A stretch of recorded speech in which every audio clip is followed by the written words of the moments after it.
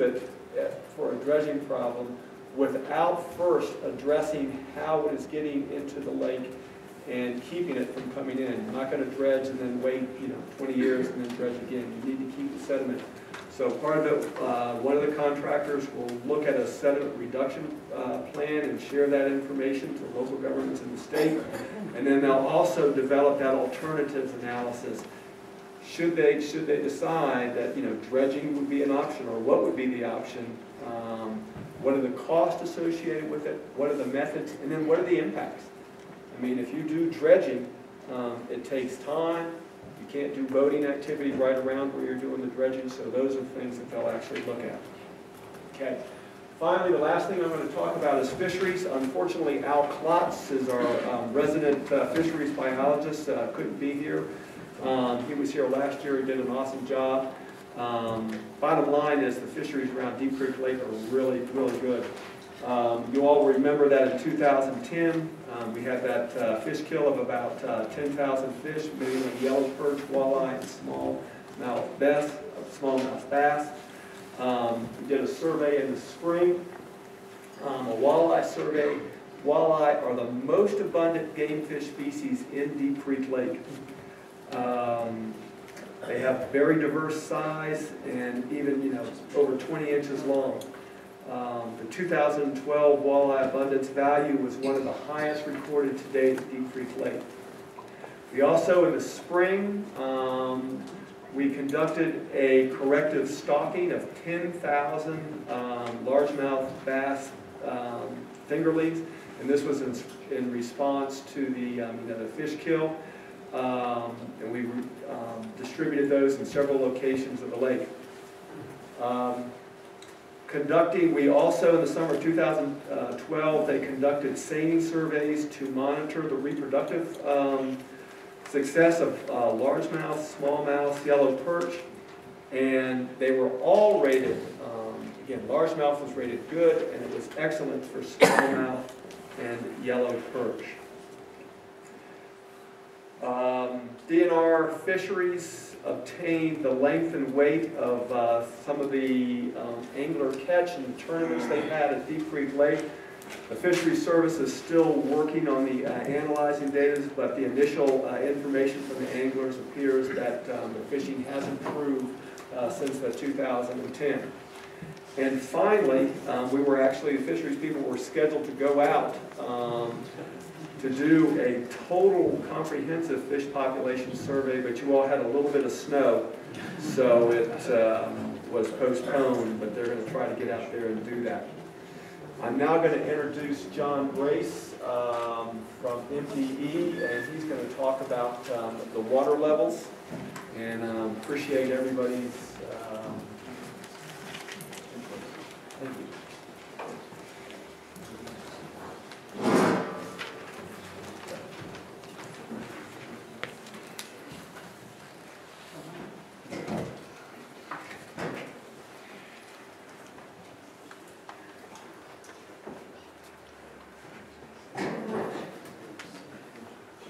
I have a few slides to show some data concerning water this year in Garrett County and on the lake in relation shifted to Deep Creek Lake.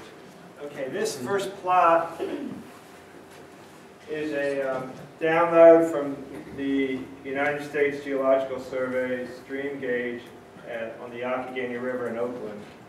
This is the gauge that has the longest period of record in the area, and it allows us to compare how any particular year does with the long-term data.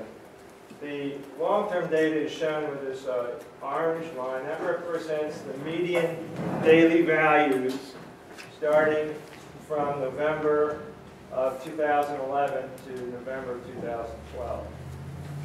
Like any stream, in Maryland, the highest flows are always in the spring, no surprise, and the lowest flows typically occur in late September. This year, we started out pretty good in the fall and winter, but what happened is, right about this time in May, precipitation slowed down, temperatures climbed up higher than normal, and stream flow dropped to about 20% of what it typically would be. So that continued. July was pretty good as far as precip, and we had a little bump up. But after that period, later in August, it again was lower than normal at about 20%. So this was a pretty challenging year as far as amount of water in the system. This is a graph. I've shown this graph before.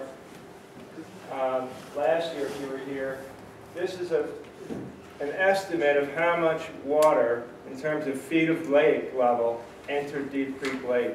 And every bar on this graph, every bar on this graph represents a different year from the period of July through September. So it's not a full year. We're just looking at the summer period when the lake is stressed the most, how much water actually comes into the lake.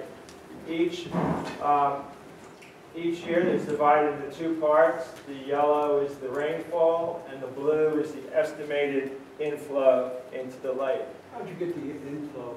That's a good question. Bruce showed a slide showing a USGS gauges in the watershed going into the lake. And Is it water level not monitoring what? this one, yeah, it's a good question. The Cherry Creek gauge was used to estimate the inflow. So we know the drainage area above that gauge is about, from the top of my head, I think it's about 12 or 13 miles. The total lake drainage area is about 62 miles square. So that gauge is then multiplied. What we had to do to get the full record of 40 years was we had to correlate the gauge at Cherry Creek, because the Cherry Creek gauge only has 4 or 5 years of data. So you had to correlate the Cherry Creek gauge with the Oakland gauge and extend the record, basically simulate what happened during other years. So I just want to point out that 2012, we're here, that's the 8th lowest of these 41 years. Bruce talked about how bad 2010 was, and I'm not telling you anything you don't know already. 2010 was the second worst. 99 was one of those years where the lake level really suffered, and when we look at the lake level graphs, 99 was worse than any of the other years. Okay, so we had, that's basically corroborates what Bruce was talking about, that it was a relatively dry year. And back up one, I just want to show 2011. Here's 2011, which was a wetter year, and that represents about 2¼ foot of lake water going into the lake. Okay, thanks. So next slide. So here we are. We've got 3 lines on this graph. Well, actually 5 lines on the graph. This line is the upper rule band. That's established in the permit. This is the lower rule band line. And there's 3 different years here. 2012 is this olive drab color. We started out worse this year than any of the last 3 years. And part of the reason for that, if you recall back to that first slide I showed, the flow start going in. The natural flow is much lower in May than it was the long-term years. In addition, this year, at the end of May, right around Memorial Day period or before, Brookfield Power had to do an emergency repair to the valve seats. To there's two large butterfly valves that allow the water, or can shut off the water going to the 2 generators at the power plant. These valves, just rotate on an axis, but for them to close, they have to close up against something. And what they close up against is the valve seat. And the valve seats were damaged, and there was a potential that a ring would be released and actually get into the generator and destroy the generator. So they had to take emergency action to remove those valve seats. In preparation in doing that, because they were removing the valve seats, they had to lower the lake to provide enough storage should we have a large storm. And that's why we started out the year 2012 lower than we would have liked. They had to drop the lake about 1/3 of a foot. We had a rough year. We hung right around the low rule band for most of the year. So we got a little more rain in, looks like, I'm not sure the date there, but middle September, maybe. Do you know what the typical outflow is? When the turbines run, they run it. Well, yeah, we do have that. We have that data reported to us. I don't know off the top of my head. Yeah, it's. Does it exceed the inflow? Can't exceed the inflow. But what happens is it exceeds the inflow seasonally. So in the summer, the outflow is obviously exceeding the inflow. But in the fall and winter, the inflow replenishes the storage. So on an annual basis, it's equal, essentially. I lost my train of thought, I'm sorry. I just wanted to point out, I know a lot of you probably were aware, this was a drawdown, a second drawdown that Brookfield instituted this year because of the hurricane coming and their fear of not being able to accommodate the runoff as a result of the snow, very good snow and rain.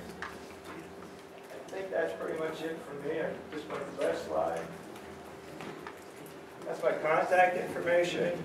If you have questions that you're not able to ask me today, or I'm unable to respond to, whatever, please feel free to contact me with any questions about the permit or lake levels. Thank you.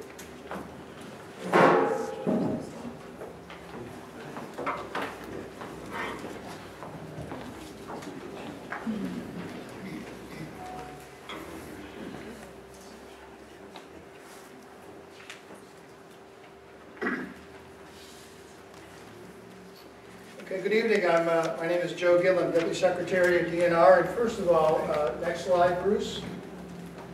See that fellow right here on the surfboard? That's not me.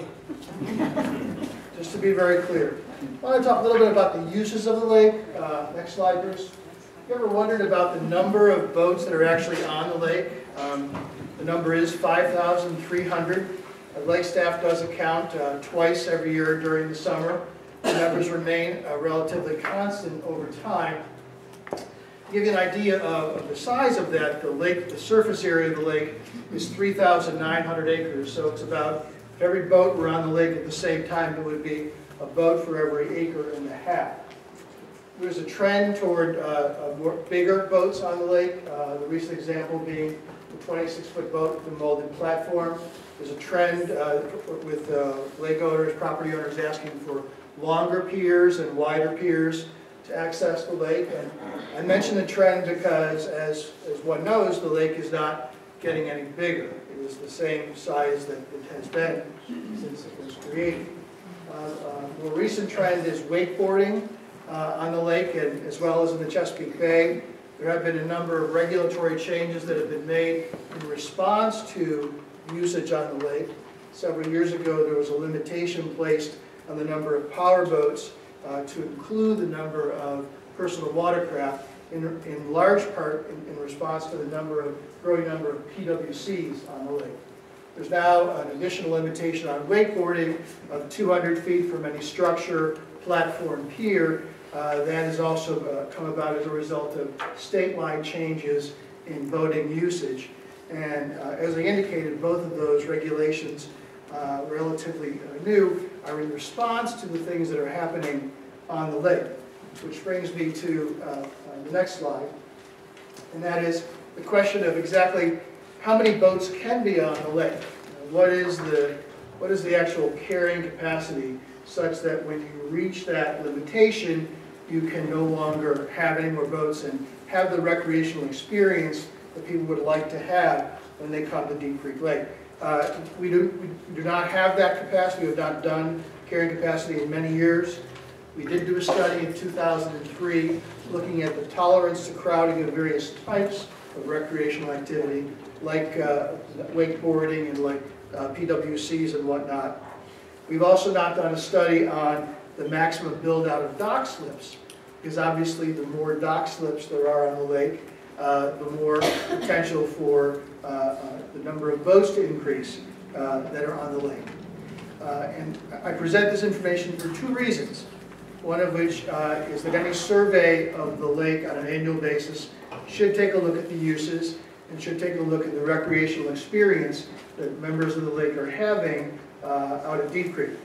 And secondly, I think that what the data shows is that there's always a danger in a closed system, which is what a lake is, a reservoir is, of the cumulative impacts of use. You know, eventually, as I mentioned before, you reach a place, you reach a stage where you really can't add any more uses to the lake. And what we would like to do is to be in a position, managing the lake going forward, to anticipate what and when and how that will occur, and to manage forward so that we do so in a responsible fashion. I know that Carolyn Matthews, our lake manager, has been talking to many people about these issues, including the Property Owners Association. I also know that Carolyn has, in her time here, done a terrific job, and we are very glad to have her as our lake manager. Thank you all.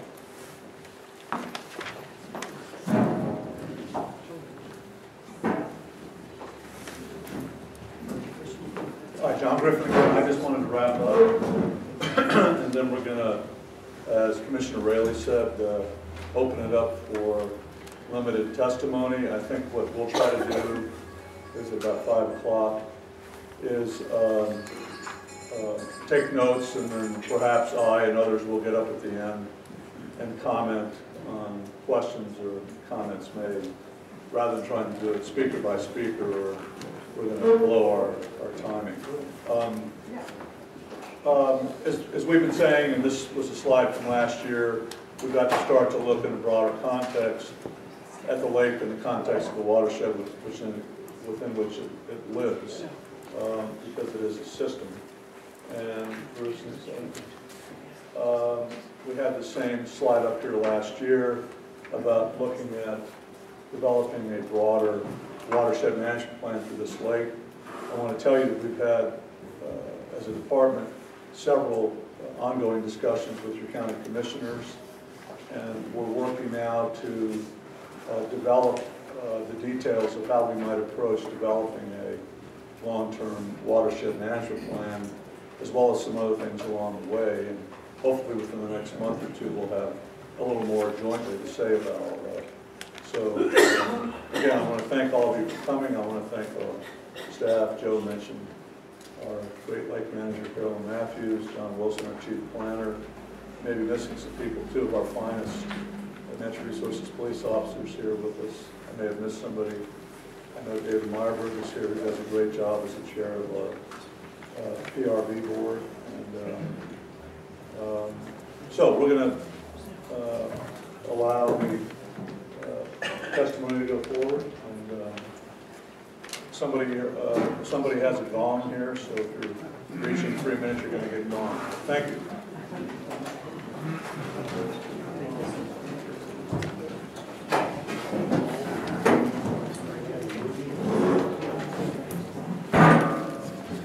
All right, just real quick, I want to thank the state for their help during the recent storm. I mean, I think that each of you have seen the crews out there, and I can tell you that Governor O'Malley did a lot more than just come to Garrett County on Thursday.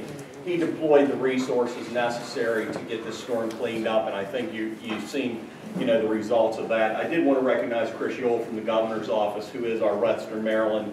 He represents a lot more than Western Maryland now, but Chris gets out here and helps us a lot, and it's kind of our ear to the governor as well, so I appreciate him being here.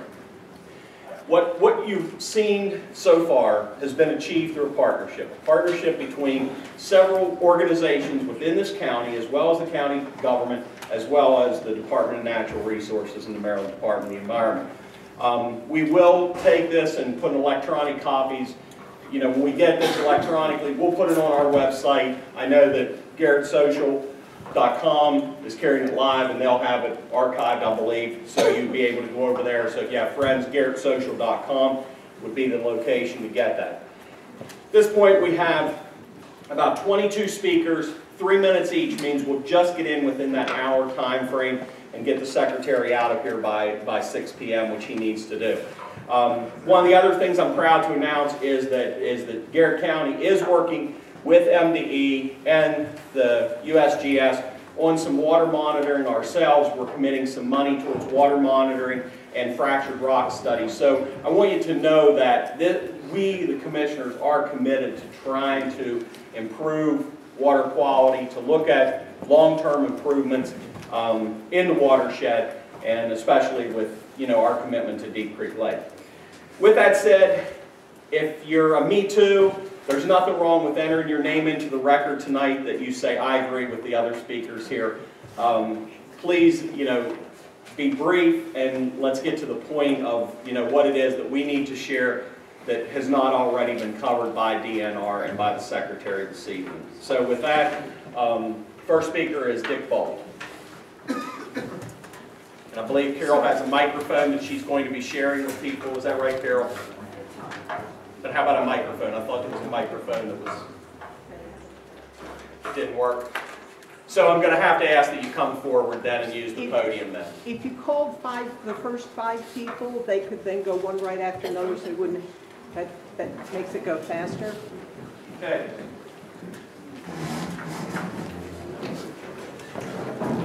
Richard Matlick then. I just want to go first either. My concern is with Deep Creek Lake, primary concern is not weeds or lake level. Microphone. Well, I've got to swallow it. Just closer, Chip. Am I in now? Yeah. My concern is lake safety, is DNR park safety, really. But here at this meeting, it's DNR, it's the lake, Deep Creek Lake safety, which comes down to mostly boat safety. Now, I had a PIA into DNR for PIA, which is to get freedom of information from DNR for 5 months. Finally, within like the last week, I got some information. It was totally useless, and in fact, it even conflicted with DNR information locally on boat. It get quantity of accidents, which is of no use to analyze data as other people have to analyze in their areas. It has to get mitigations to come up with mitigations to prevent these accidents rather than just inspection of what DNR does. Well, I'm sure they'll argue with me on that, but that's what it's. Listen, not So I'm going to refer to my notes here a little bit. I've been working with one of the DNR park managers in safety issues, very little. And I've been trying to work this issue. In fact, boat safety, I've actually gone and interviewed some of the boat rental agencies. I'm looking for data now. Data is what we all need, and it's there.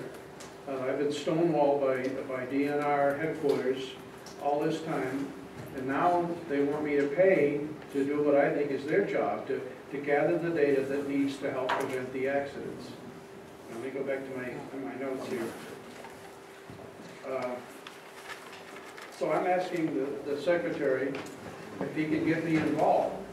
I've been doing this professionally for 50 years, so I am skilled at it, I think. And that's what I'm asking, to be able to get involved, to get the data, to help them get the data so that we can discuss the mitigations.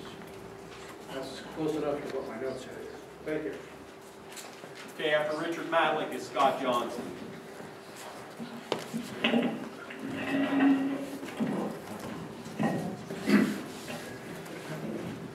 I'm going to read this quick since I only have 3 minutes. The subject is the personal impact of the decline of Green Lake Code. First of all, who am I? I'm a Garrett County, Maryland taxpayer.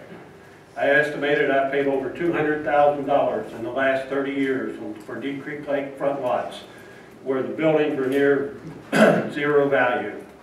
I've been a lakefront property owner on Deep Creek Lake, family owned since 1956, sole owner since 1980. My family lives on Deep Creek Lake 4 to 5 months a year. My full-time residence is in LaVale, Maryland. My wife and 3 children grew up on Deep Creek Lake, spending money on water sports equipment, meals, food, entertainment, another sum that probably reaches $100,000 to $200,000 in that period of time. I have owned 4 boats and 5 personal watercrafts that were purchased on Deep Creek Lake, of which I paid sales tax, purchased gasoline, boat tax, etc., all to the sum of $100,000 plus. I paid for dock fees on 2 different permits since 1980, and they now cost $200 each. But most of all, I'm a family that paid dearly to enjoy the wonderful treasures of Deep Creek Lake. Clean water, free of vegetation, allowed for my children and now my grandchildren to swim and play in the waters just off my dock. But now it's impossible to swim in the waters off my dock. After mid-July, because of the extreme amount of vegetation and the awful smell from rotting vegetation and goose crap. To boat, water ski, and swim well into September with enough water to float my boat. The last several years, I pulled my boat and my docks in August due to low water levels, while the whitewater rafters and other water releases continue during dry conditions and the wicket gates continue to leak. To sit on my dock and experience the fresh air and clean waters, water that is now filled with the awful smell from rotting vegetation, floating on the water surface, covered with 1 pound a day per goose crap. And then in August, it turns to mud. Need I go on? I have been attending meetings, paying dues to some organizations such as the Property Owners Association. I attend the Policy Review Board. I go to Garrett County Board of Commissioner meetings. The Policy Review Board tries to understand or recommend changes to the policy that help but are ignored either due to existing regulations that are outdated or wrong altogether. The board needs members at large that are not political and represents the co-owners and the lake user that have seen what the lake can be. I have listened to all kinds of experts from several organizations from the state of Maryland. I've listened to many, many reviews of studies from these same organizations for several years. They present charts that are designed to show what they want to show. You want me to quit? I appreciate it. Okay. We can share it later on. You gave us a print copy, we can share it with the secretary. I'm just getting to me though. Okay. Cash cow. Scott Johnson, next would be Brian Greenberg. My name is Scott Johnson. I'm a resident of Deep Creek Lake, live on State Park Road. And I want to compliment the state agencies that are involved in identifying the causes of the problems we're seeing at Deep Creek Lake. Bad news is it might be 90 years too late. Good news is something is being done about it, and I applaud Secretary Griffin for his efforts, and we need to continue to pay attention to it. I think that when cooler heads prevail and approach this in a level-headed way, we'll get the job done. When we start flying off the handle, not like these, I'm not talking about the 2 people that just spoke, but they have real concerns, and I know they're interested in getting solutions. But when we have a level approach, as opposed to flying off the handle, we will get things done. The state wants this to be done, the county wants it to be done, the residents of Deep Creek Lake and the vacationers and property owners all want it to be done. And keep up the good work, ladies and gentlemen. Thank you. Brian Greenberg and then Alan Williams. My comments are addressed to the commissioners and to Secretary Griffin and staff from the DNR and MDE, but I especially want to address my fellow citizens who share the same problems I want to discuss today.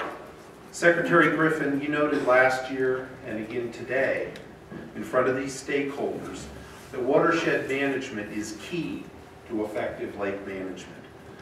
We wholeheartedly agree and commend you for this position. And it's important and noteworthy that initial baby steps are being taken in the direction of discussions of watershed management. But, as you know, unlike many other regions, rivers and lakes, Deep Creek Lake lacks a watershed management approach. Instead, we have a fragmented, incomplete, and ineffective lake management system. Referencing the ideal of a watershed management system doesn't change our realities here. The lake is managed to promote recreational use and revenue generation by the state and county. Investments in the lake's regeneration and restoration from the state and the county benefit from those revenues. A key part, and these are key parts of sustainable management, are effectively absent. Key to a watershed management approach, and I want to suggest to you, as you discuss this, between the commissioners and the DNR, is engaging citizens and local stakeholders from the top of the watershed on down. The results of this current management approach include sedimentation, shoreline erosion, invasive aquatic plants, deteriorating water quality, and resulting loss of recreational value for residents and visitors. And the core message I think I heard from the DNR and MDE today is that the lake is basically fine. And my core message back to you is that that summary conclusion differs so sharply from the experience of my family and essentially all of the families we know on the lake as to perhaps be from another planet. So the processes we see threaten the amenity, ecological, and economic value of the lake. Along with these losses come risks of declining property values and falling state and county revenue. In short, public and private interests are seriously threatened. Okay, I stop. I take my last moment here to tell you that putting 2,4-D into the lake is a lousy idea. And if you think it's a good idea to put this herbicide into the water, I suggest that you communicate to the County and State Tourism Bureau that they can come and kids and grandkids can marinate in 2,4-D during their vacations at the lake. It will do wonders for tourism at the lake.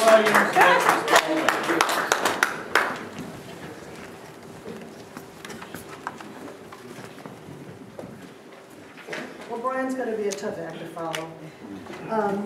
I'm Ellen Williams. My family has owned property on the lake since the 1940s. This lake was the best part of my growing up years here at the lake in the summers. All right. The lake is the best part of my growing up years. It's the place I've chosen to retire to. My 4 children and now my grandchildren are busy building good memories here too. We care deeply about the lake, not as a financial investment, but as the family's home. This is the place my son, who is about to deploy to Afghanistan again, he is here relaxing because this is where he relaxes best in the world. I can tell you it's very hard to be a good steward of the lake, to ensure that it's still here for future generations. I got a letter this summer, my family got a letter this summer, telling us about infractions that we had committed. The letter was seminal for 3 things. It was the first time that I had actually seen a list of things we're not supposed to do on the buffer strip and the easement.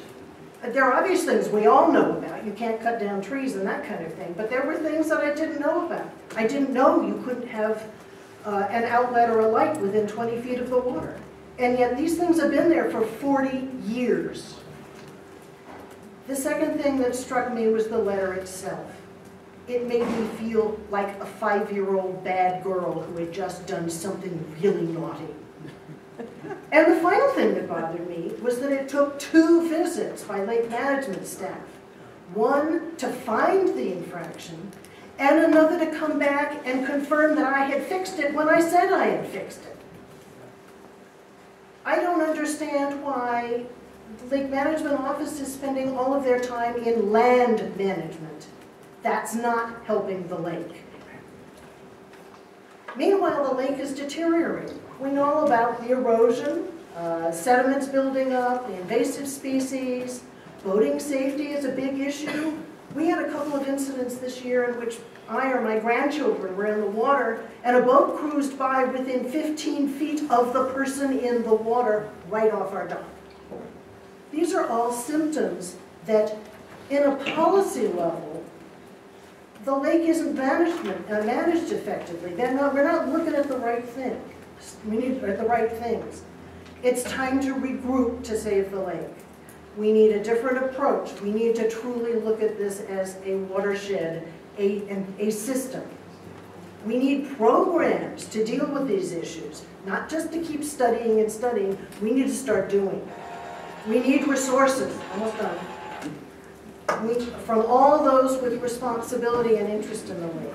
And finally, we need a new management structure that includes all stakeholders as constructive partners instead of the current dysfunctional and adversarial relationships. We need to work together to be good stewards of the lake. Paul Weiler and then Dan Brandt.